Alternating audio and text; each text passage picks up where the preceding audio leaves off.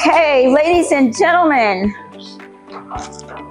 welcome, welcome, welcome, welcome to a night filled with all kinds of information, education, questions. We're gonna do a little icebreaker, and I'm gonna start with myself, who is Roberta Allen. I'm from the DMV area, located here in Virginia, a real estate agent in Virginia. So I'm gonna start with, they already know how I am. So I'm gonna start with how many real estate agents are in the house? Woo! Okay? All right, so we got maybe a little less than half. So you gotta make sure you get this on camera. So I'm gonna say to every agent, they got an invitation to this event. If you're not here, your zip code just went to everybody that's here, okay? So let's just be clear on that, because you should have been here. That all the SubTos that are reaching out, they've been on this for a while, trying to do agent outreach. I'm going to say, be patient.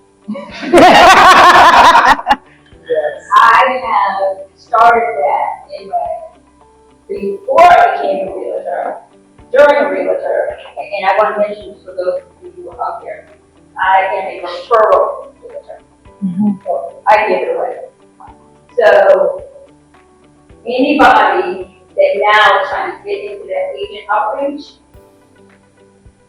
patient, because traditional agents, unlike some of the new agents that are coming along and networking with SubTo, creative financing, wholesalers, they are stuck in a mindset. They're stuck. I deal with it every day. So I can say to you, be patient. If you come across obstacles, reach out to those of us who have no problem with trying to get them educated. Because if they're not educated, here's what I said at the beginning, your zip code is gone. Time to change it. Time to change it. The banks, we all know, are almost falling by the wayside. We all know that when SubTo people come to the table,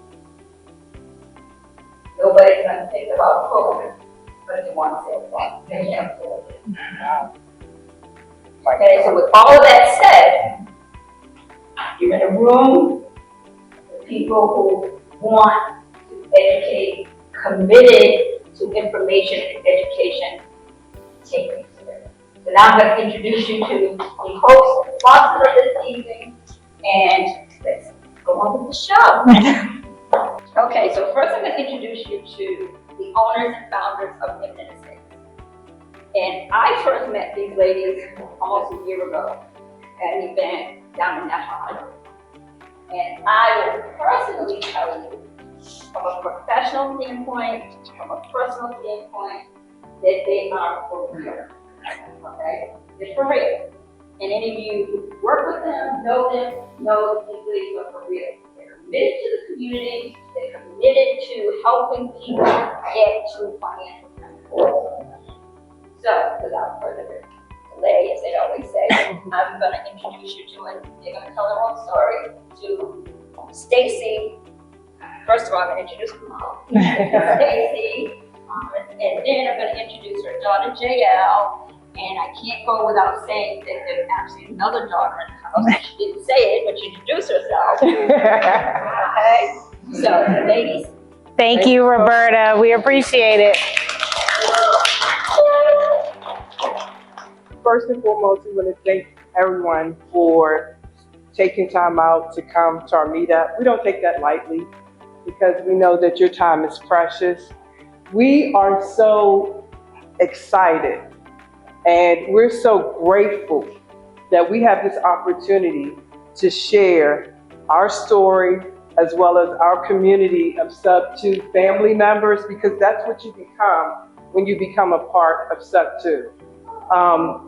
My background, formerly, I was in corporate America for 32 years. I retired in 2019. I know I look too young, but it's okay. Just kidding. So yeah, I retired in 2019 as a senior executive. It was one of the best decisions I ever made. My husband and I have been investors for over 15 years, but we really could not invest like we wanted to because our jobs were a big distraction, okay? And so if you really want financial freedom, and I'm just telling you guys this because I spent 32 years of my life building somebody else's dream. If you really want financial freedom, then you need to be your own boss. It has set me free. I am now a nationwide investor, and because of the SubTo community, I'm in like 8 deals across the nation. And so I get to partner with people that have the same mindset, have the same vision, have the same goals.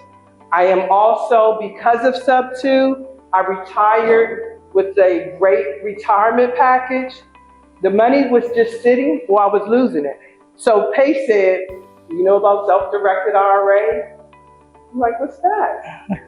So I did some research, he made some recommendations, and I moved some of that money to a self-directed IRA so I can dictate what projects and investments that I want to get in. And I'm telling you, after that, guys, I'm unstoppable. Mama Doo thinks I'm his VIP private money lender, but I'm here to tell you guys, I'm open to you all as well. Okay, so when he says, do not reach out, do not listen to Mama Doo, okay? I am someone that likes to help others, and I do have other people in here that I have also been a private money lender for their deals as well, but I want to make sure that we work together collectively and everybody grows because it's enough for everybody. Now, with that said, my youngest daughter and I are co-founders of our own real estate company. And we also are getting into the multifamily space. We are partnering with Adrian and would like to partner with other people that are in that space. And so we're gonna do these meetups at least once a quarter because guys, we need to put DMV on the map. I constantly ask Mama Doo, why hasn't PACE come here yet? And it's like, we're not doing enough. We're not making enough noise. But just with the people in this room, we can make it happen, but we have to do it collectively, guys. It is enough for everybody. Get in your lane. Figure out what your lane is and drive in that lane. Because a lot of us, including myself, got the shiny object syndrome. I want to do that, I want to do that, I want to do that. No, that doesn't work. Figure out what your lane is. And what I did first was wholesale, so I could build up my capital. After I did that, then I wanted to buy and hold. So I'm now, in deals where we have Airbnb for long-term rentals. And now I'm saying I want to look at that multifamily space because we don't have to do it, we get a bigger bang for our buck on that side of the shop. But I'm very passionate about working with agents. And like Roberta said, traditionally, some of them have a different mindset, but I think a conversation, and I mean just really having a conversation, sometimes will give them a different perspective. Because I go in saying, I'm not here to take your commission. I want to work with you. Because that's big for them. This is their livelihood. So let's remember that as well. So I think that I've said enough, and I'm going to let Jael say a few words at this time. That was amazing, Mom. And my name is Jael Thomas. I'm a real estate agent and advisor. I'm well-versed in land transactions, residential. We have all the pieces for commercial. We just need a deal, so bring it to us. Also, I love creative. I know how to structure creative deals, and I love to negotiate terms of contracts and those deals for her private money lending transactions. So you got to go through me. And everybody, I have a YouTube channel because the biggest part about what we're doing is educating others and making sure that other people can get into this space, make money as agents, make money as investors, and work together collectively. So check me out on YouTube, Jael Thomas, Invest, Buy, and Sell with Jael. And I'm so proud to be part of this team with my mother and having our company, Eminent Estates, because we plan to help a lot of people across the country. Thank you. What's going on, y'all? Thank y'all so much for having me. I love you guys. You're great thing already. Thank everyone so much for coming out. I'm super happy to be here. Hopefully I can provide a ton of value. My goal is to give you guys some action steps that you can take right away and go out and get some deals done. I also have a list. I gave it out at a meetup before, but I'm going to give it out again for anyone who wasn't there. So you guys have people in Virginia you can go ahead and contact. But before I dive into those action steps and talking about a couple of deals that we've done in this changing market, I kind of wanted to do like a preface and just give you guys like a baseline. So that's what JL and Stacey talked about a little bit, touching on that. Is that cool if I walk through that real quick? Absolutely. Cool. Okay, cool. So in real estate, everyone talks about two main resources that we all have: it's money and it's time, right? There's a third one that we all also have, it's a skill set, right? From different experiences we all have, but everyone has these three resources. We just all have different levels of those. And before we're diving into agent outreach and talking to multifamilies, similar to what Stacey was saying earlier, like we don't want to get that shiny object syndrome. You need to understand, hey, what level of these resources do I have? And then there's another level to that of determining, hey, what strategies do I have to achieve that? And what are my goals, right? And I think one of the top things that people need to determine when we're in real estate, and even especially with these creative deals, do we want cash now or do we want cash later? And a lot of people get hung up when we're in the midst of a creative deal, you see some cash flow, looks great, you have a great community here, and they talk about all the strategies you can do, but it's important to what Stacey said. Understand where you're at, where you're going, and stay in your lane and just drive all the way, right? Because that's going to get you where you need to go the quickest. And so understanding those, taking stock of those, like right now, take stock of your resources. What skills do I have that might contribute to real estate? How much time do I have? Do I have a W-2? Do I have a part-time? Am I full-time in real estate? Or somewhere in between? Right? And then the third one, how much money do I have to dedicate to that? It's going to vary for everyone. And then there's another element that just pours fuel once inspired, and we have it literally all here in this room. It's your network, it's the people that you're partnering with, the people that you're JVing with. Everyone went around and told people what they do, where they're from, where they're at. And it was a great opportunity. We'll have another opportunity later, I'm sure, to connect with people who have those strengths and maybe where you have a gap. I don't even like to call it a weakness, but an area where you're not strong at. And instead of you spending time, I do it myself, right? Someone brings me a multifamily deal, I take it to someone like John or someone else, right? I'm not an expert at that, right? So instead of spending all your time working on the thing that maybe you're a 1 out of 10 or 2 out of 10, find someone who's an 8 out of 10, 9 out of 10, 10 out of 10 in this room, right? Find where you guys can add value to each other to get deals done and really find actionable ways to start up. I think that's very important. And then breaking down that quadrant. Okay, do I want money now? Do I want money later? Or do I want somewhere in between? Because when you're coming up on strategies, maybe a deal's been sitting on the market for 60, 90 days, there's tons of ways you can take it, right? And there's tons of ways in between. If you want cash now, you can wholesale it, right? You can wrap it and get a little bit of cash up front on that. If you want midterm cash, maybe do a flip or an ovation where it's 3 to 6 months, you get a turnaround, maybe a little longer than 10, right? Or a lease option, you get a little bit of cash up front, you get a little bit of return for a certain amount of time, maybe years or so. Or you want long-term cash flow, you want to own a rental property, you want multi-tenant property, right? You know, parking lots, right? Whatever it is that's more long-term. And so just identifying those, taking stock of your resources and where you want to attack, finding other partners, JV people, just squad, right, that you can work with to fill the gaps in other places is super key. And once you take stock of that, it'll guide you to where you need to go. Because what I'm going to tell you today, it works for me, it works for other people who are in my situation, who have the resources that I have, the connections that I have.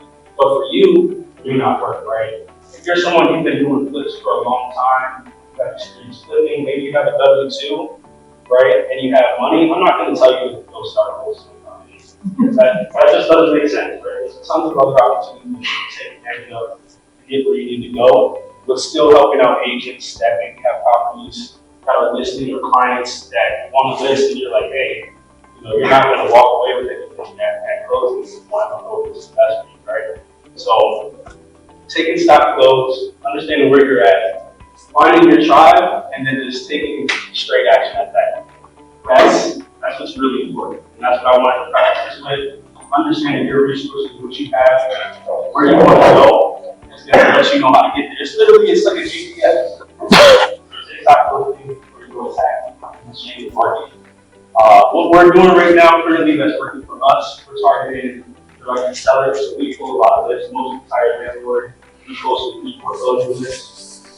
We pull pretty much as we can. Now there's PropWire out there. You can get unlimited data. If you want, you guys are wholesaling. That's what you use to pull data. PropWire, literally unlimited data. So that's what's working for us. It's free too. Yeah, it's free. Unlimited free data. Don't forget to add that. Yeah, literally, that's groundbreaking, right? So we use PropWire data, we use PropStream data, right? So that's what we do for our direct seller. I partner with someone that is an expert at cold calling, managing our VAs, sales training. He has 25 VAs that literally are cold calling all day. They call thousands of records a week, right? And because I was like, let me stick to my way. I'm good at closing, negotiating deals, underwriting, finding people to partner with. I'll stick to that, and he can go generate all the leads, right? And that helps me do what I do, right? Another thing that we practice is direct payment. So we reach out to leads. We have a listing that's been on the market for 60 days, 90 days. Yes, we make them a cash offer. Does anyone know why we always start with cash? It's qualified. Yeah, it's qualified, right? That cash will sneak up on you. I'm telling you. You're talking to someone about a sweet, no money down, 0% interest deal, right? $10,000 above their asking price. All of a sudden, hey, I got a cash offer that's like $5,000 below my asking. I think I'm going to take it, right? Or something. Maybe not. It's not even that close, but cash will sneak up on you. So it's important to understand the seller's motivation, where they're going, all that stuff. Literally cash before you dive into creative. Super key, even when working with agents. Like they were talking about earlier, a lot of agents aren't familiar with this. And so just walking them through that and why it doesn't make sense for maybe an investor or anyone else if it's been on the market like 100 days plus to buy that property cash, it'll give you a lot more push through to get the deal done. So that's what's working for us, direct payment, 60 day, 90 day plus in our target markets. We just reach out to them, talk to them about cash, why it doesn't work for us. We go for the relationship over just a specific deal. So just trying to find, opportunities that we can work with in the future, letting them know different ways that we can help them, help their clients. The other thing that's working for us right now, Joe mentioned it, land. We love land deals. Like, developers are still buying properties. They might be more like conservative in a market where prices are falling or stuff, sitting on the market a little bit because of construction. But land moves, especially in like hot, red states, if you will. Land moves really well. If you got bigger lots, you got way different types of buyers that You can't make more land. Exactly. That too. You got it, making more land.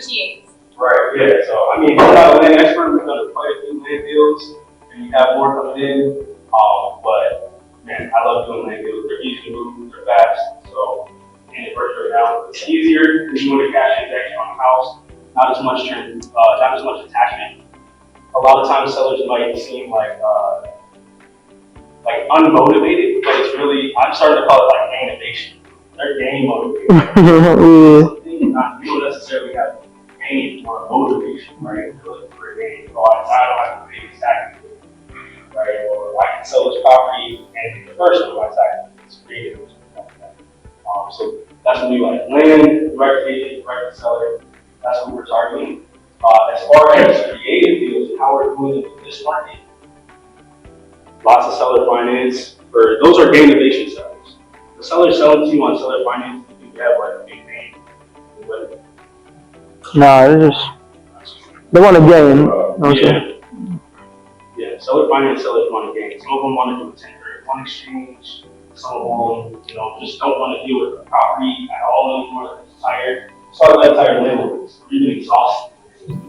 That's just adding extra filters on things, right? Get exhausted.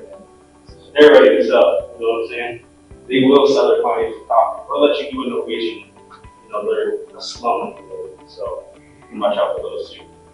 Hey, everybody, brain goes straight down. Everybody ready to do a deal right now? Yeah. Oh, yes. Get your team together to make some money, okay? And I think the one thing that's very clear is, no matter what hat you wear, whether it's SubTo, wholesaling, real estate agent, at the end of the day, everybody's trying to buy or sell a property. That's simple. Buy or sell a property. You get together to figure out what's the best way to do that to win that agreement. Another thing I would tell you when you reach out to agents is, again, back to what Stacey said, most of your traditional agents only interested in people. As long as you can get to them about how they're going to make a decision, they're good. Understand that some of these brokerages actually don't allow certain things, so their hands are tied. However, there's a will, there's a way. Okay, so after there, 10, 20, 30% of that commission. The other piece would be that for real estate agents, when you get to that point, you've got a listing that's 30 days old, 60 days old. You talk to somebody. Don't let your client down. Because if you can help that one client, they're going to tell everybody to sit with their Thanksgiving dinner. That they got some help. So don't leave those nuggets on the table. So we all know that in a transaction, you need different parts. Okay, you need the right to buy, someone's going to sell, someone's going to do the inspection, someone's going to do the appraisal. Most importantly, especially if you're doing a creative financing deal, you need a title company that knows what they're doing. There's been a lot of terms thrown out today. I know there's some people that don't understand Gator, so I want to make sure that you guys kind of hop on that. You're always through our hard money lenders, private money lenders, and there's Gator. So we want to make sure that we kind of educate people on that a little bit. So without further ado, I'm going to introduce you to Michael Gross, who is a local title company and attorney who's extremely good with closing creative financing. So to the agents, don't try to go to your preferred title company, right? Right now, the day not work, so call you. You have to go through somebody that knows what they're doing. If you're an agent, you already know the buyer picks their title company. So if you're dealing with a SubTo or creative financing or whoever, they're on the buying side. Trust me, use their closing attorney. They know what they're doing. These are complicated, simple deals. They make it sound very easy, but at the end of the day, these are complicated, very legal deals to close. You gotta have somebody. So I'm gonna bring up Michael Gross up here. Tell you about it. My name is Michael Gross. I am a settlement attorney for ATG Title. I've been in practice in Maryland and DC. Personally, the company that I cover is in Washington area, Maryland, DC, Virginia. Oh, alrighty. Thank you. And actually, other states around the nation as well. We've branched out to a couple of other places: Pennsylvania, Florida, Illinois. I should have brought a list. I didn't, but if you're interested, give me a call. I will do my best to talk in English tonight, but sometimes I forget that not everybody spent 3 years in a law school. So if I wind up talking in lawyer's language, wave at me or do something, and I'll try to rephrase things. Also, I can talk on this for just about forever, to the point where your foreheads will hit the table. So please ask questions or do whatever to break it up so that I don't wind up droning on and sending you into blessed repose. Subject to deals are interesting. They're not new. There is nothing new about buying property subject to an existing mortgage. You always get subject to transactions becoming much more popular whenever there's a credit crunch of some kind. And not only subject to, those deals are only one form of creative financing. So you've got owner takebacks, you've got wraparound mortgages, you've got land installment contracts, lease options. There's a whole wide range of inventive ways, of non-traditional ways to buy property. I say non-traditional, but they're really just non-common because they're extremely traditional. They all go back at least to the founding of the country, because they're basically common law methods of buying property that we picked up from England. You may recall, as a matter of fact, the Maryland Constitution says that the laws of the state of Maryland are the laws of England as they stood on the morning of July 4, 1776, unless changed by the legislature. You guys all remember July 4, it was in the papers, you know. But this is my fifth credit crunch. And every time there's a credit crunch, SubTo financing comes back out. It's very simple, it's very straightforward. In theory, you just have to do it right. The simple theory is you go to the seller and you say, I'll tell you what, hand me your mortgage book, I'll make the monthly payments, you give me the property, I'll pay you whatever the difference is in cash, and that's it, we'll part friends. In theory, that's all there is to it. A quick point, though, is to distinguishing buying subject to financing from assuming the seller's loan. You have to make sure you get the words right. You don't want to leave the wrong impression. To assume a loan means that you, the buyer, go to the seller's mortgage company and you say, listen, I want to take over this loan. You add me to the loan as the borrower. You take the seller off the loan.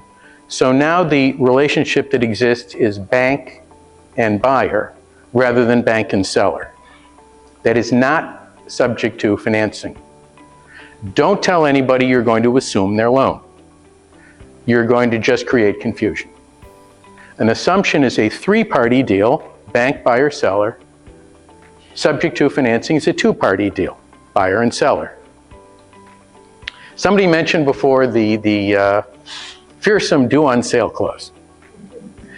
In practically every mortgage that's been originated since the 1970s at least, there's a provision in the mortgage that says the seller promises, if I sell the house, I will pay off the mortgage.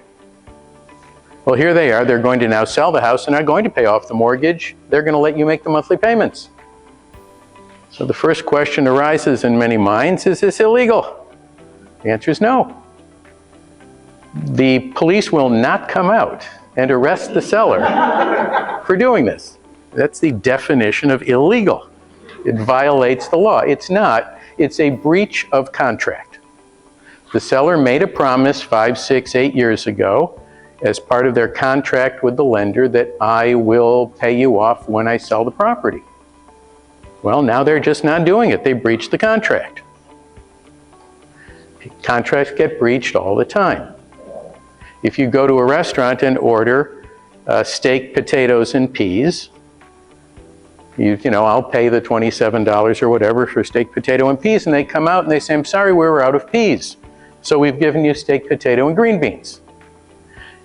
If you look at that and you say, that's fine, well, they breached the contract. They were supposed to give you peas, but you've agreed to accept green beans.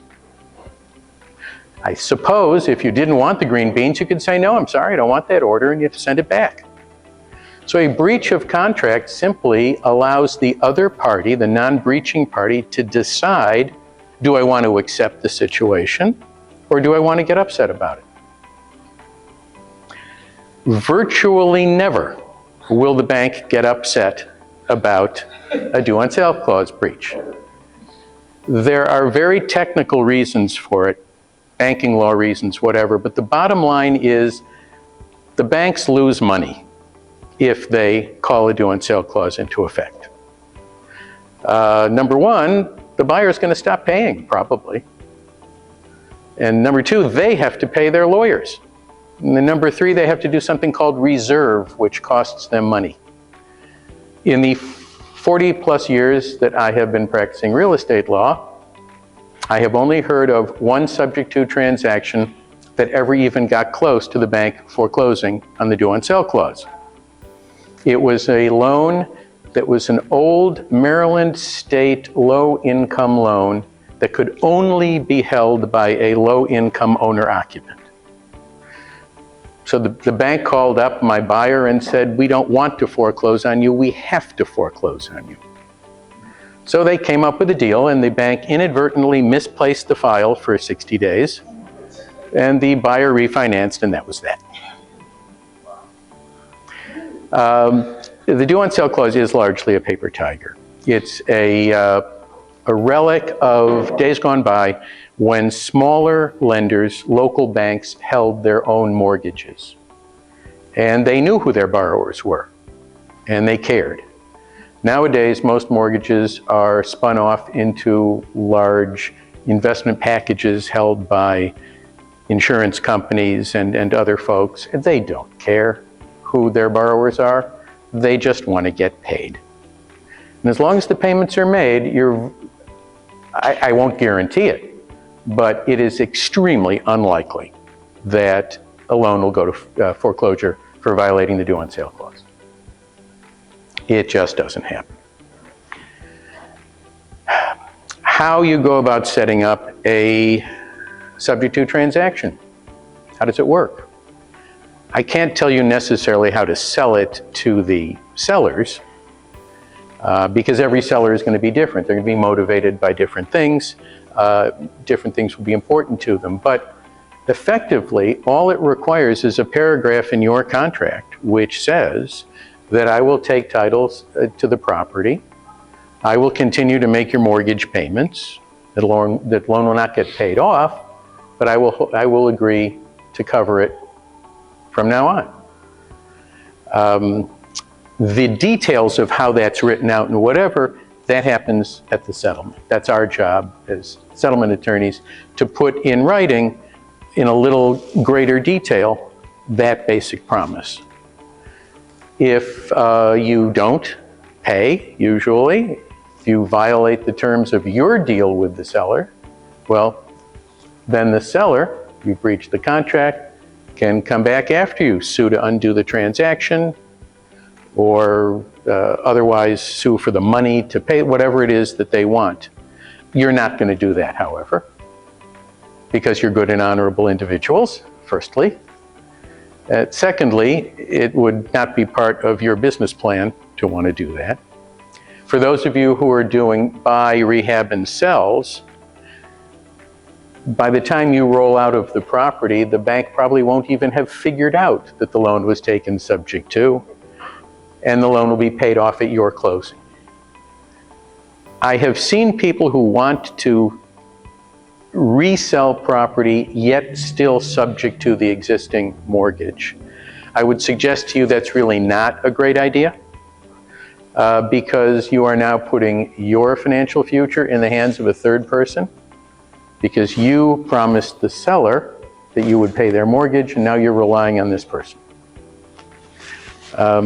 If you truly want to get in and get out, that's probably not the way to do it, although it's theoretically possible. A lot of nodding. No questions yet? Go ahead. I just have a question for subteam, especially for villages that still a little shy on it. And going back to when that seller, because of course the seller is gone, he's not in your hand through the moment. So now it becomes an issue sometimes if that seller wants to go out and buy a house, go out and buy another car. So, and how that affects and what can happen with their DTI and actually get the exit to that. Good point. The question basically is if the seller is still technically obligated on the mortgage, when they go to buy another house, it's going to show up on their credit report. That's true. It's part of their debt. But what they have also is an offsetting income stream from you. So they will go to the bank and they'll say, yes, I owe this $100,000 mortgage here, but I have whatever the monthly payment is, $1,400 a month coming in to carry that mortgage. So that also gets put into their credit analysis, and that should help them get the loan. One issue, though, does come up, and you may come up against this, folks who have VA mortgages, because I don't think you can have, under the current regulations, 2 outstanding VA mortgages. I think it depends on the amount of the entitlement. That's true, yes, the amount of your entitlement, right. But you may wind up in a situation where somebody may say that they're maxed out and they can't do it. SubTo financing won't work for everything. No one approach will work for everything. Go ahead. How long of payments does it take for the seller to be able to go to the bank and say like, hey, this debt is being paid off, can I get another house? Like, can it be like, say like you take over a house subject to, and they buy a house, next week, next month, 3 months, like how long does it take for the payment? That's a great question. It's a lending question, I don't know. Oh. It's probably going to depend on each particular lender's underwriting rules also, because all lenders are not the same. Yes? I think if you're asking for a figure, a lot of times the relationship between the SubTo person who actually is taking over the payment, there's still some relationship there, so there are questions. And a lot of times what happens is that the seller is asked to actually come to the SubTo person first, because actually they're paying it, right? So we don't want them going to the bank, because now you converted the bank to someone else who's paying the mortgage. So you want to go to the SubTo, and or either at the beginning of the negotiation and deal, you want to find out, okay, so when is this going to be out of money?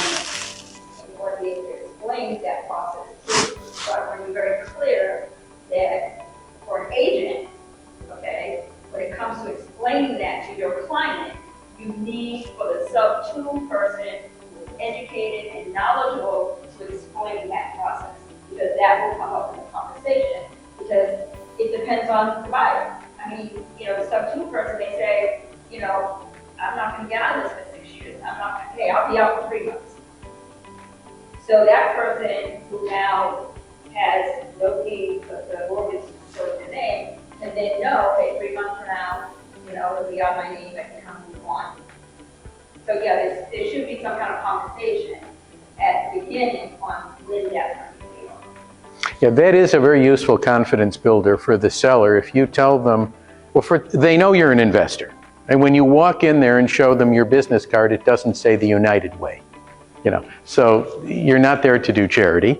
And so tell them, I'm planning on buying the property. It's going to take me 3 or 4 months to rehab it, and then another month to sell it, whatever. And if they understand that you have an exit strategy and that there is an end to their continuing liability, then that makes it easier for you to do a deal. Absolutely. Yes? Yeah, sorry, I just want to ask a follow-up question, because I think I'm on the same page as you. You're referring to exit strategy. I think she was referring to the seller's debt to income. Yes, As far as money not affect that, is there a period if they have a mortgage? well, he alluded to that earlier, where he said that there is a way that they can provide documentation. There's no existing service by somebody else, so therefore the seller actually has documentation that says that there's an income to offset it. Okay. That's one, but I think the one thing that I need to make sure is clear is that you don't want the seller, you want that relationship, you do not want the seller going to the bank saying, oh, I have this loan that's still in my name, and I just want to know when I can go out and do something. Because now you just totally raised the red flag. Yeah. So again, you have that conversation, which is right, I believe you alluded to, right, when that person goes to the lender, Right. says, you're asking it to the lender, basically. Right. What we're saying is, we need to go back to the buyer and have that conversation, if you didn't have it at the beginning. Were you planning to speak on the performance deed as well, to cover that kind of contingency? When you say performance deed, what is it that you have in mind for that term? Me personally, I haven't done this, so, but I've heard that you can, in the instances where the red flag is raised for a due on sale clause, you can in that time frame, when the bank contacts you or whatever, you can deed the property back to the seller and then have a lane. Why would you want to do that? Well, that's Give us why a I thought it deed. was a Deed confusion. and You then have a we'll- great attorney like this. Yeah, yeah. You know what happened. No, the answer is, I know what you're saying. Yeah. In case if you take it over as the board is subject to and essentially default. But I heard Faith talk about the performance clause that you put in the contract. Yeah. And essentially, if you default, the seller may say, well, if you default, that's one of the main objections. That's an income ratio, doing sale clause, and also if you default as the investor. You say you can put a performance clause inside of the contract saying that, hey, my name is Juan. If the Juan code in defaults won't make the payments, then I can essentially redeed you the property one, then I can repurchase it back, just so to make one foreclose. And I can repurchase it back, I guess, with a contract or the agreement for sale. I think in Arizona, it's called agreement for sale. In Maryland, I think it's called the land installments or something like that. well, we're mixing a lot of terms and concepts.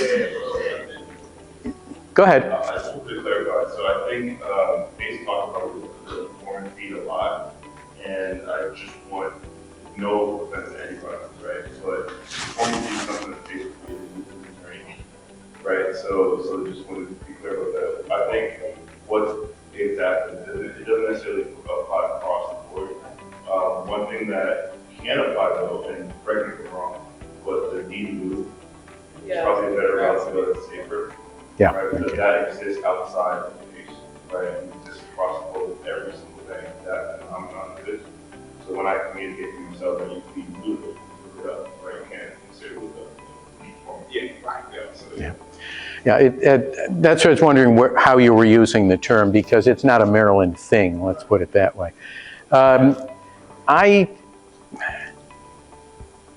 I don't like the idea of giving somebody what's sometimes called a pocket deed, which is something they can just keep in their pocket until they need it. You sometimes hear about people who draft a deed to their children and they're not going to record it until 5 minutes before they die or something. It's sometimes referred, it's called a pocket deed. It's not usually a good idea for several reasons. I think really the answer is if you are not confident enough that you're going to be able to handle the transaction and carry it through, you've got no business starting it. The possibility of failure should not arise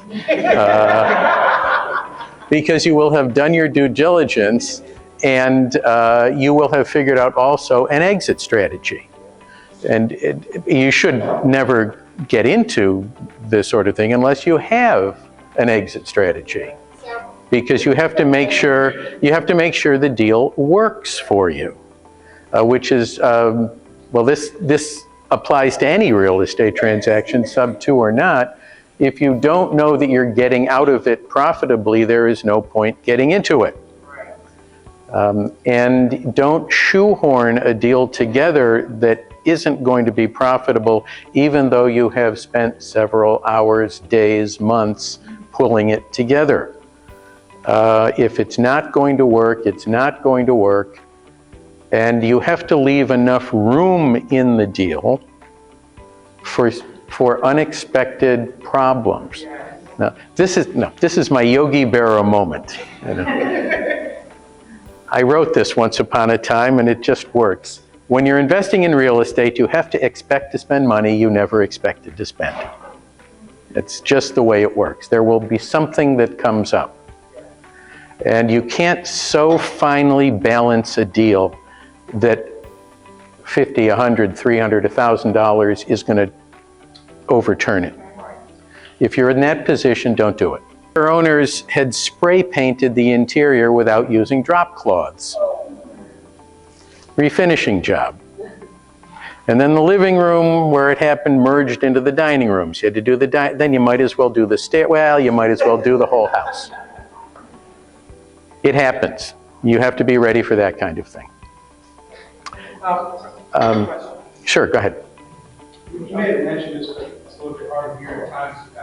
Sorry. The DTI, I've heard it go 2 months and 6 months for 75% of it will drop off.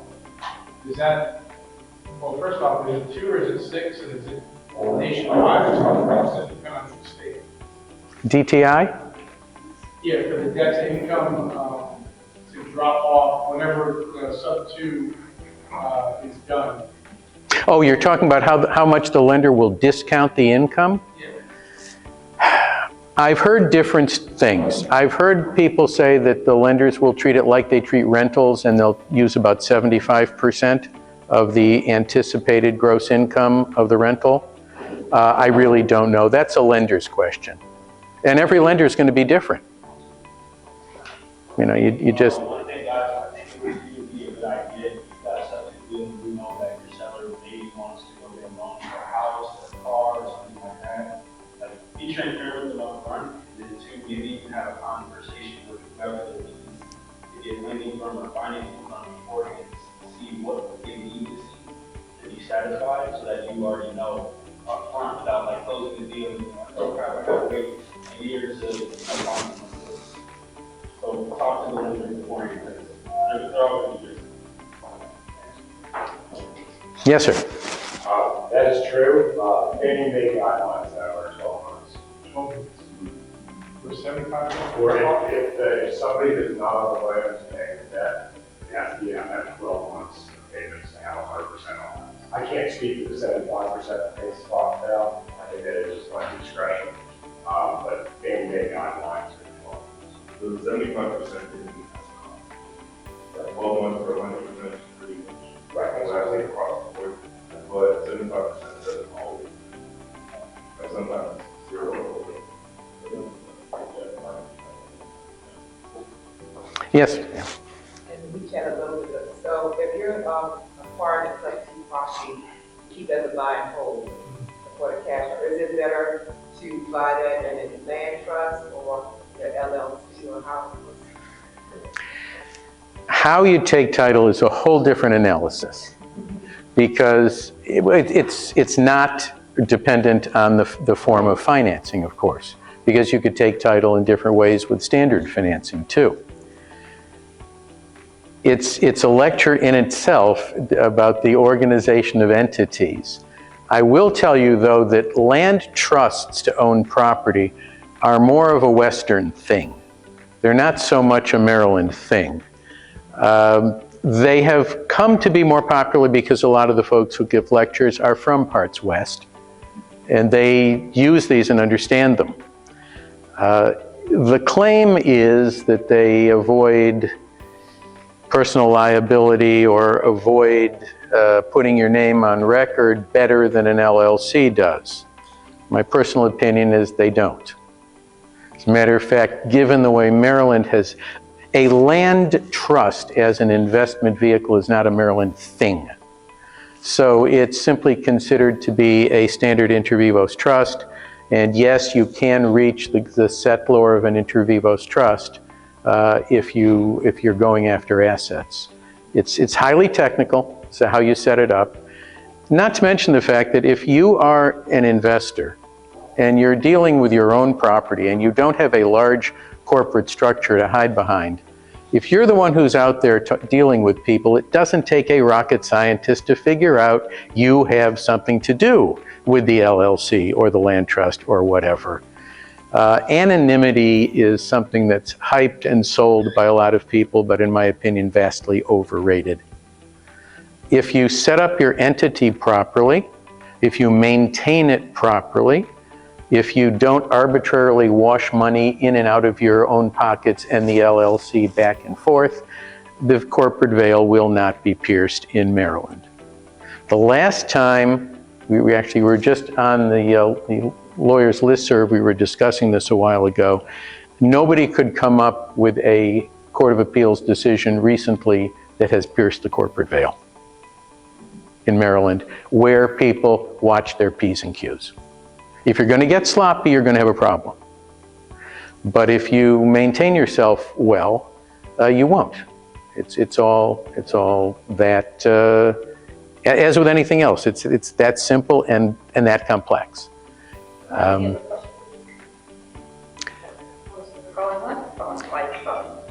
but I do want you to stay. Oh, I'm up staying. front because we want you to be Oh, I'll be happy to talk to anyone afterwards. If, as I said before, if I was not clear about anything, please feel free to ask.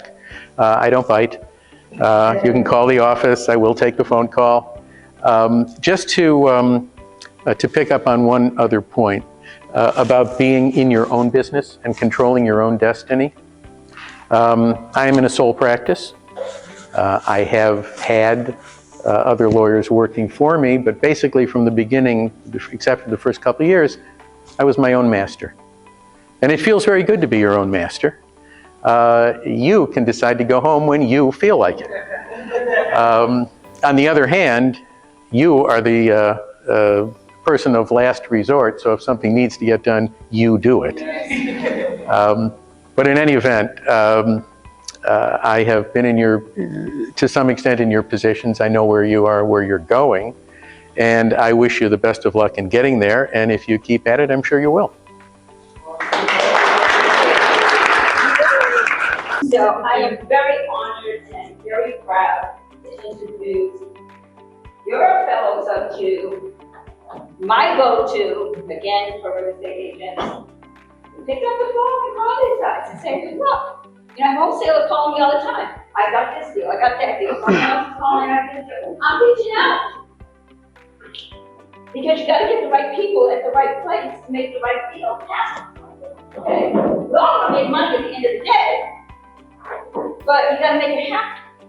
And we are coming upon a time where things are changing. I'm gonna tell you, I'm waiting for a bank to open up and it says, hey, mortgage credit union.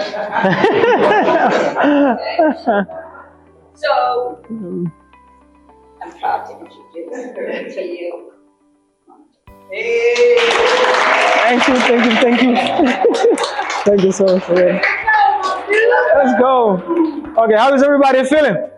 Everybody ate? All right. So guys, my name is Mamadou Diallo. I know it's hard to pronounce, but it's a beautiful name, all right? My last name stands for bold. I had to really, really work hard to build my confidence up just because of, you know, the way I grew up, refugee camp, grew up by myself. So this thing called wholesaling real estate, guys, today's event is not necessarily about wholesaling. It's more about collaboration over competition. How can we collaborate with real estate agents? But the reason I'm gonna start with talking about wholesaling is because wholesaling is what I discovered. Wholesaling real estate, I was in Belgium, guys, at my corporate job, at a lunch break. I used to be a commercial agent for the high-speed trains in Europe. And so I was looking for a warehouse to rent. I used to own a little small car business on the side. And I was looking for a hallway for a warehouse to rent. And I landed on this YouTube video talking about wholesaling real estate. This was somebody at the Breakfast Club. Everybody know that radio in New York, right? Okay. So, you know, that first, he was just talking about something crazy. I live in my mom's basement, made it $800,000 basically flipping paper. That's all clicked in my mind that day. Like, he's literally flipping paper. And I know for sure, so I've always been a serial entrepreneur. I've never kept a job more than 2 years. My older brother is here. He can testify, he's right there, guys. So every time I'll talk to them, I always have a new job. So I've always tried to do something on the side.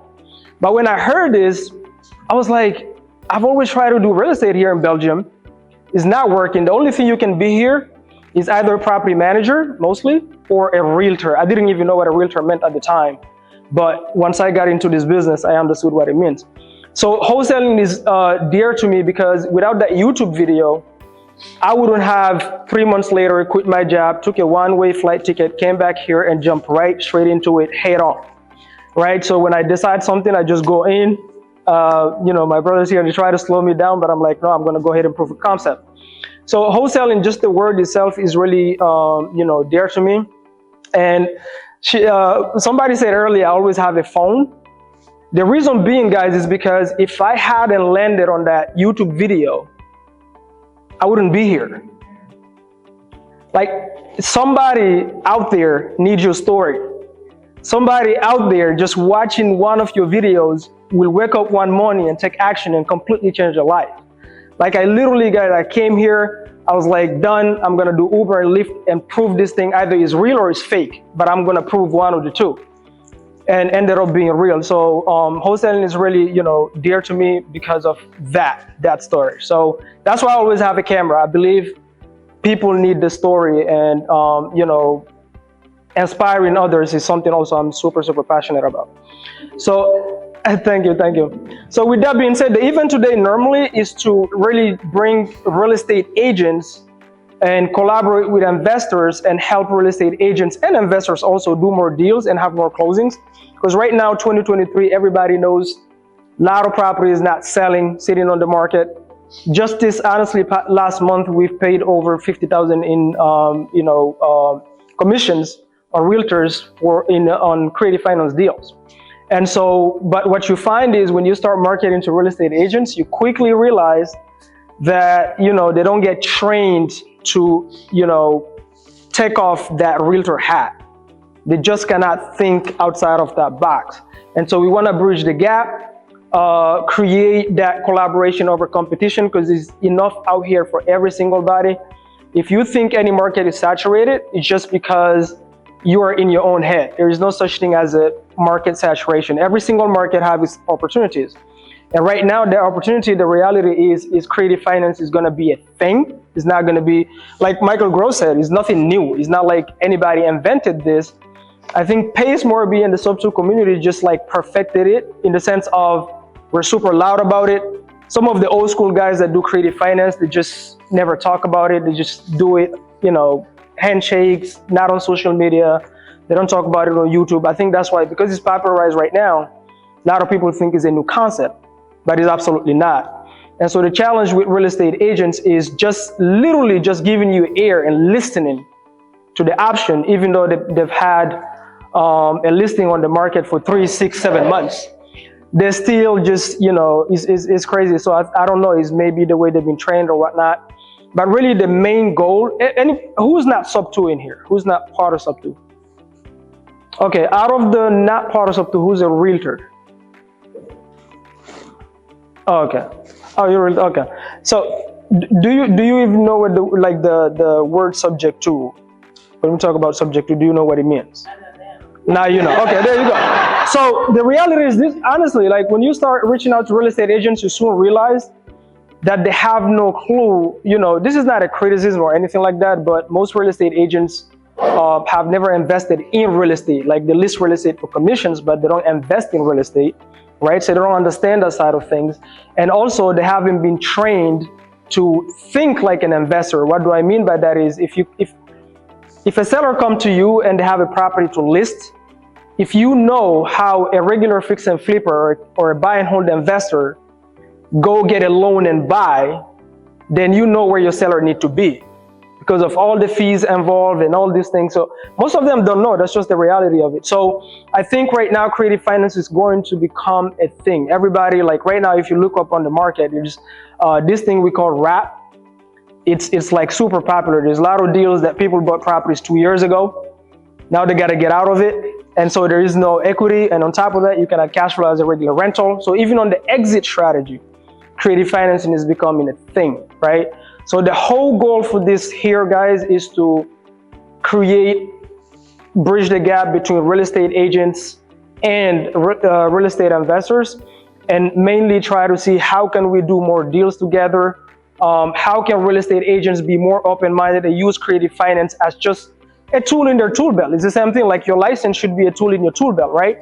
If you have a wholesaling operation where you only do cash deals, you're also a one-trick pony investor. It's the same thing, right? So real estate agents is the same thing. If you only think one way, make me a cash offer, send me a proof of funds, and that's the only way I can talk to you. Well, on top of doing wholesaling, fix and flips, buy and hold, and all that fun stuff, I have also my consulting business. We own a virtual assistant business, guys. The name is CallStar. I consider myself a serial entrepreneur, not just real estate. Real estate is one thing I do. One of my goals this year is to buy a business, God willing. And with that being said, though, I've consulted recently a guy, a fix and flipper. He used to do crazy numbers per month. But because of the market, he's down to almost going bankrupt. Because you only know one way to do deals is let me go to a hard money lender, get a loan, buy a property at a discount, and then fix and flip it. So everything he sees, he thinks one way. And creative financing is a thing he's always been afraid of, to try any other, like, I know you guys, I'm sure Olu, maybe Fade, like even when you wholesale in creative finance deals, you run to these buyers that they're afraid to buy it from you. You have to educate them on what is the benefit of you buying a creative finance deal from me. I'm saving you a lot of points from the hard money lenders. I've already secured the loan for you. The interest rate in place is way better. I'm getting rid of a condo, which is a subject to deal. And because I'm tired of it. And one of the offers that came in from the real estate agent, I called the real estate agent and said, hey, I tried to explain to them that they could buy it if they wanted to, subject to, because it's the same exact amount that her client is going to put as a down payment to the lender and get a 7% interest. And I already have a FHA loan in place at such a low interest rate. And I explained to her how she can literally buy the subject to, help her client get in with a low interest rate. They just keep making that $900 payment instead of having to go and get. It's crazy. She completely shut the door. She wasn't even willing to present it to her client. So with that being said, guys, I'm not really here to talk about wholesaling today. It's mainly we wanted to bridge the gap, have real estate agents ask questions about creative finance. How can we work with investors that do creative finance? The creative finance investors and full-time investors, how can we work with few real estate agents, right? And collaborate and do more deals together, especially here in the DMV, right? That was the goal here. We brought up Michael Gross. This is my closing attorney go-to here in the DMV area.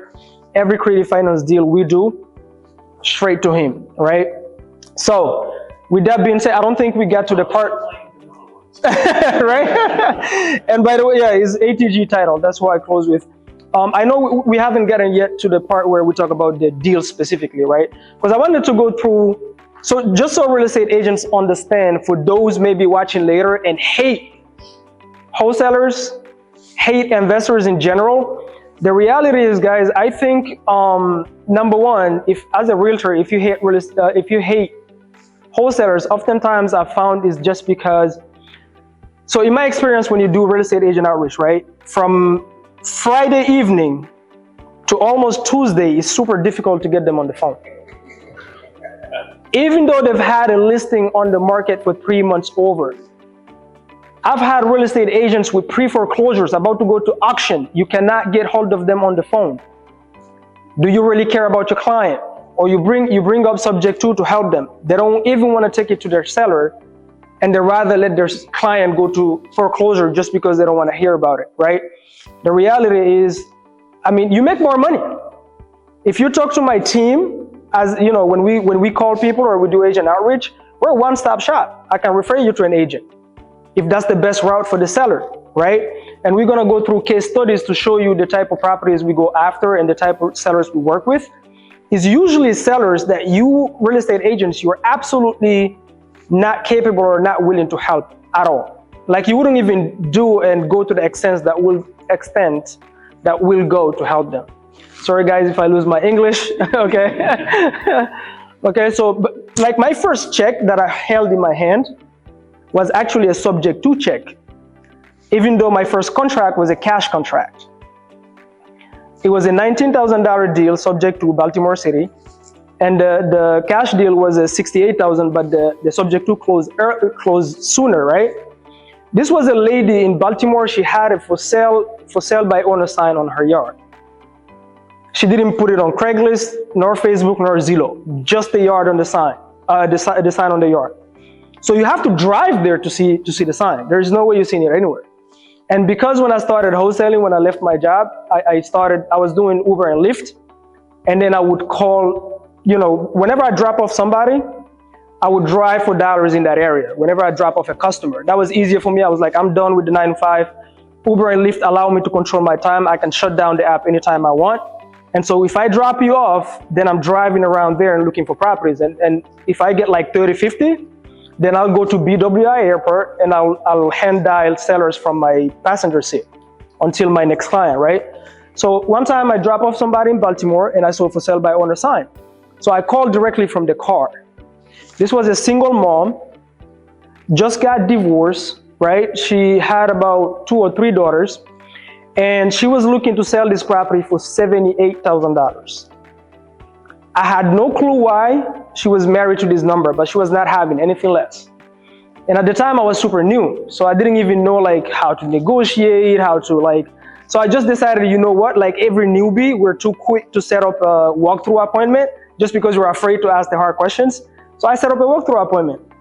Walk inside the house, when I walked into the house, then we had a little bit more rapport in person. Then she opened up. This lady just got through divorce, can barely afford the mortgage now, the mortgage payments. The reason she want to sell it at 78 is because she owes $75,000. She cannot sell it less than 78. So she's wanting pay off my mortgage, get $3,000 in my pocket so I can move to Idaho with my kids. Because like the cost of living is cheaper over there, and then I want to restart fresh. Our property needs work, obviously, right? And every cash buyer is offering, there's fix and flipper here, fix and flippers here. I fix and flip too, we do it too. So you got to buy at a steep discount. That's just the reality of it, right? Because of everything involved.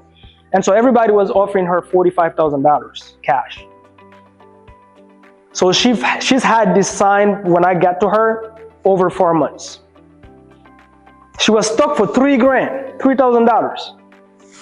And this is the reality for many people here. Even my second deal was that type of story. And so when I talked to her, I was like, okay, this is the reason why she cannot list it. But what I noticed when I walk inside the house, guys, is anybody had that? You go to a seller's appointment face to face and you find a bunch of like realtor cards. Anybody have that? She's been talking to realtors, been at her property over and over. And what are the realtor telling her? Anybody can guess? Huh? Clean the property, fix this, fix that, right? She can barely afford her mortgage. What is she gonna fix? And cash buyer she can, because if she sell it at 45, she have to come with the remaining. I'm not good at math, but it's 30, right? No, 30. Okay, I'm a school dropout, guys, so help me out. But she would have to come with money, so that's the reason why she couldn't sell. And at the time, by the way, guys, I didn't know nothing about Subject 2. I had no clue what Subject 2 is. And so, I don't know, I think just when you're purposeful in your journey, and you know, I'm keeping a long story really short, because at this time, it's been like almost 8 months in trying to prove the concept. My brother knows I've locked up a lot of deals, never closed. But my mindset have shifted at this time. Because when I got into this real estate wholesaling journey, I thought it was about real estate, but it has nothing to do with real estate, guys. Real estate is the result of the problems you solve, but it has nothing to do with real estate. It's you solving problems, helping people. And so my mindset completely shifted from, okay, I'm just trying to get my first deal, get my first check, to I'm looking for a problem to solve. So I told the lady, I said, hey, listen, even if I don't make any money out of this, I'll still help you out. I swear to God, guys, I cannot make this up. Went back to my car, landed on Pace Morby on Steve Treng's podcast. I listened to his podcast and he's talking about this thing, Subject 2. I said, bro, that's my solution right there. That's what I need right there. So he was talking about his free creative finance group, Facebook group. Everybody know that Facebook group, right? I literally jumped on that Facebook group. And the next day he was doing a 16-hour free live. Again, going back to, if you're selfish and you're not putting your journey on social media, if Pace didn't do that, where would I be? I'll be stuck with this lady, cannot help this lady, just one interview, and then the next morning, 16-hour live, free. He didn't have to do it. Breaking down, how do you talk to these sellers, what is Subject to, literally giving people scripts, 2 line, 3 lines, so you can go plant the seeds. And then you come back and you go find somebody that can help you close. Because if you're new, you should never try to really explain it, the mechanics. You should just plant the seeds and go to somebody who can actually explain the mechanics and fully understand it to explain it. Because otherwise you lose the seller, right? And so that's what he did. On that live, he gave me 2 lines. You go to a seller, It's not even me that he had on stage. It's a lady in Atlanta. I forgot her name. She's in SubTo now. And he was telling her, hey, you just go to the seller. You say, now you have this new partner and you guys have this new strategy. We can take over your mortgage. About 2 lines. I dropped off the live. I didn't wait. That's why I love that I'm a school dropout, guys. I don't overthink. I just do it. All right. So I called the lady and I said, hey, listen, I think her name was Travona Barnes. Yeah, that's what her name. I said, listen, I have the solution. I said, we can take over your mortgage. We can take over your mortgage. We can take over the 75 and then we'll give you $3,000 and call it a day. And she was like, okay. Again, guys, I was in my Uber and Lyft when I did that. She was like, okay, but how does it work? I said, I have absolutely no clue. I swear to God, guys, this is exactly what I said. I said, I have absolutely no clue. I was living in my brother's basement, so everything he knows. I come to him, explain to him everything I learn, I get excited, I come and share with him. His wife is probably, she's probably the reason why I'm successful today, because she gave me the space I needed to think, fed me, you know. But I said, I don't know, I have no clue. But tomorrow, I will bring my partner and he will explain the mechanics. I have no clue how it works. What's up, everyone? Hey, I'm trying my best. Nice to meet you guys, everybody. My name is Fade. Like I said before when I was sitting down, I've been in the business for about 5 years. Wholesaling, investing, creative strategies, all that kind of stuff.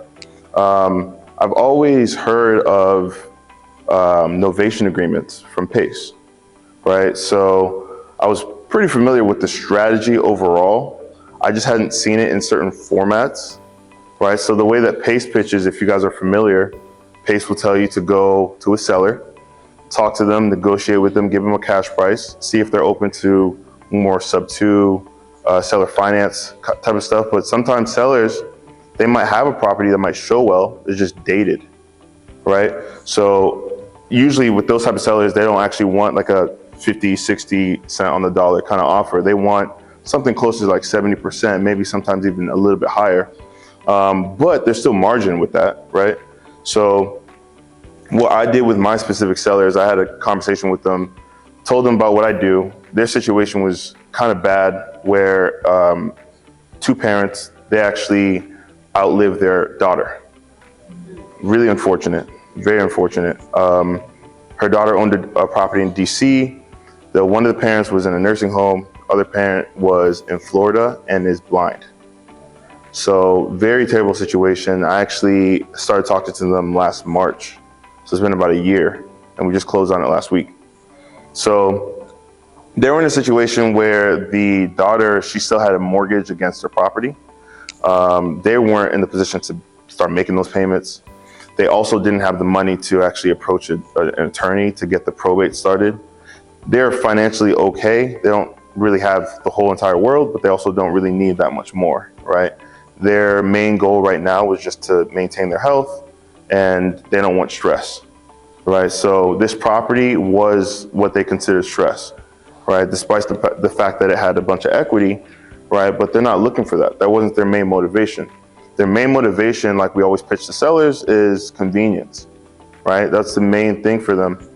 And it's funny, this was actually a referral off of another seller lead that didn't even really know the owners or the daughter. They knew the best friend of the daughter.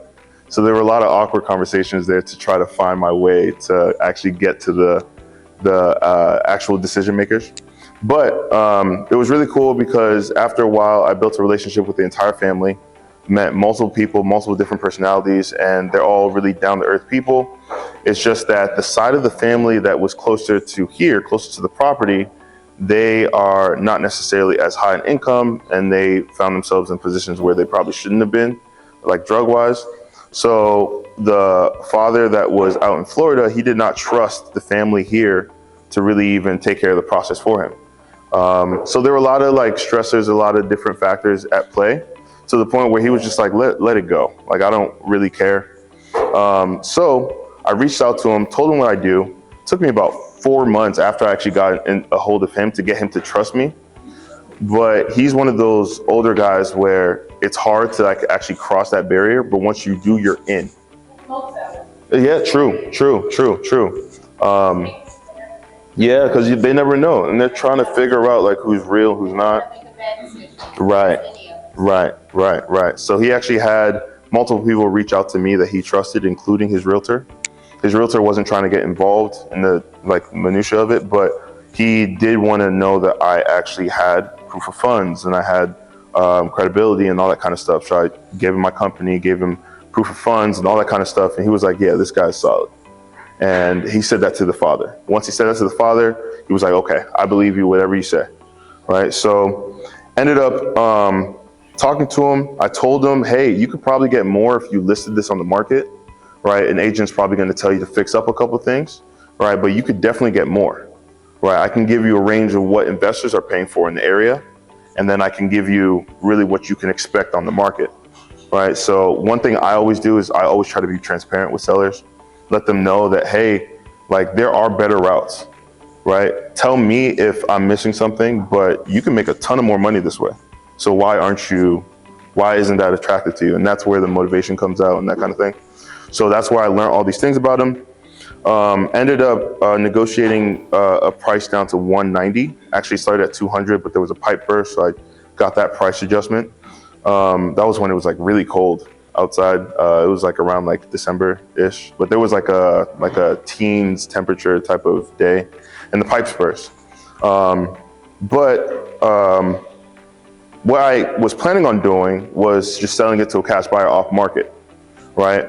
But at the time, probate was still going on. I covered the probate fees. So that was another thing that I got to have the ability to actually take off of his plate.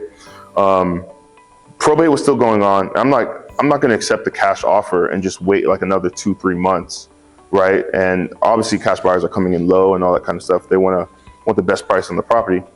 So I was like, cool, I'll keep you on the back burner. I'll keep you in the loop. But for right now, I am looking for a specific price. I'm going to list this on the market. I saw there was a buy and hold investor that bought it for a little bit more. Like they bought it for like $350. And I got it for $190. Well, I don't know. So there wasn't any pictures. It was bought off market, right? So I was like, there might be somebody out there that might be able to justify the price. Honestly, I was doubting it. But I was like, I'm not going to lock myself in when I still have like a month, 2 months left of this probate process. So I listed on the market for $350. I was like, okay, cool. We'll just see how this goes. I'm probably not going to get anything, but we'll see. And lo and behold, I get an offer, right? But it wasn't a cash offer like I was expecting. It was actually a $203K loan offer, right? So it was a full offer, $350, right? I know I got it at $190. So I'm like, there's money here, right? But I don't really know what to do. And mind you, I didn't do anything to the property. I listed it as is, right? But I had somebody committing to a $350 offer when I know I got it at $190. So I'm like, okay, what do I do? And here I am racking my brain, right? And I think the novation agreement didn't necessarily come to mind because PACE talks about it in a specific way, right? Where you go in, you make the renovations, you act as if it's a flip, right? You take it all the way and then you list it, right? But he's never really talked about it in a as-is fashion, right? But the concept is the same. You have a conventional loan offer, and because of the way you structured it, you can actually claim that equity in between. It's just that in his case, you get reimbursed with the renovations, and then whatever's left on top would be your profit, right? But the concept between both is still the same. I already had an as-is offer for, it was a 203K loan, like I said. So it's like, okay, how do I claim this? And then my realtor at Samson, right? She is very, very familiar. She actually invests herself. She does flips and all that kind of stuff. She'd never done this strategy, but what she did is she sent me a link that ended up saying viewer method novation. And I'm like, I'm not gonna watch that, right? Because like I already know what novations are. Like there's nothing you can tell me more than I already know, right? Like sometimes we get into that box, kind of like the realtors that we're talking about. And I don't even think it's really the realtors that are here tonight. I think even the fact that you guys showed up shows that you guys are of a different mindset, right? Like this, yeah. What kind of method? Viewer method. Yeah, so he has 2 really good videos on YouTube. One of them is with Steve Trang, like a clip is like 7 or 8 minutes. He talks about the pitch, but then there's an unlisted video that you can find. He talks at length about it, and I can send that to you if you want. But a really good strategy. But like I was saying, like realtors in here, I don't even think it's really you guys that are, it's not even really a problem, but there's a mindset shift that needs to happen. But you guys already made that mindset shift just by showing up, really, right? So I think it would be great if you guys could act as representatives or vessels to carry this message to your broker. All right, so, but besides the point, this realtor, she's great. So she told me that, she sent me this link and she was like, I really think you should watch this video. Like, I know you know all of the stuff that you know, but like, you should really watch this video. So I watched it and it was literally answered the exact question, the exact situation, kind of like what you said, right? How viewer he got on the camera and he talked about his experience. So I was like, okay, cool, let me use this. So I ended up using Innovation, and that was where the spread was. So it was about a little bit less than 130,000. Yeah. Yeah. Thank you. This was just so slight. Yeah, but if anybody has any questions, I can answer them. If not, then no. If you have any questions, reach out to anybody. Please network, share your contact information. By the way, if you network with people at a real estate networking event and you just got their number and you never reached out, that's not networking. Networking is connecting with people outside of the event. Jump on a Zoom, do deals together, whatever. But unless you talk to people more than just at a real estate event, you guys will never do deals. They will never be your private lenders or whatnot. So make sure you connect. If you want to reach out to me, Instagram at Real Estate Diallo. I'm super active on Instagram. I respond to all my DMs. I'll give you my number, not a problem. If you know, next time, guys, please. We have a lot of people here. Next time, I want to see people share the event online, like the posts, the way y'all showed up here. So more people can come, right? Okay, thank you so much. Michael, thank you. ATG Title, thank you for sponsoring this. We appreciate you all. Mr. Fade, 6-figure guy, thank you. Thank you, guys.